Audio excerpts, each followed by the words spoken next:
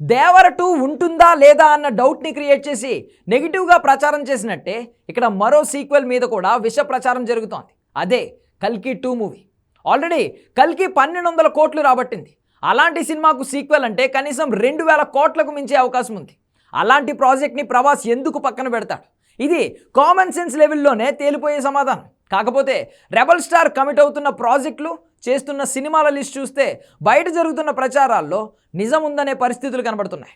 అవి ఎంతగా నిజమేమో అనిపించేలా ఉన్నాయంటే దర్శకుడే రంగంలోకి దిగి కల్కి 2 మీద క్లారిటీ ఇవ్వాల్సి వచ్చింది. అయినా కూడా ఎందుకో దేవర 2 మీద రూమర్స్ ఆగినా కల్కి 2 మీద రూమర్స్ ఆగట్లేదు.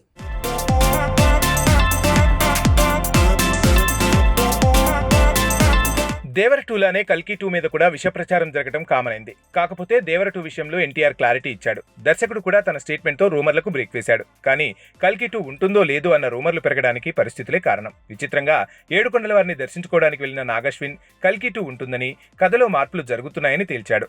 అయినా కల్కి 2 ఇప్పట్లో సెట్స్ పైకి వెళ్తుందంటే ఎవరికీ నమ్మకం కలగట్లేదు. ఎందుకంటే కల్కి కంటే ముందే మొదలైన ది రాజాసాబ్ షూటింగ్ పూర్తవటమే కష్టంగా మారింది. తర్వాత తను ఫౌజీకి కమిట్ అయ్యాడు. అది కొంత షూటింగ్ జరిగాక మోకాలి చికిత్స జరిగింది. తర్వాత ప్రభాస్ రెస్ట్ కోసం నెలకు పైనే టైం తీసుకున్నాడు.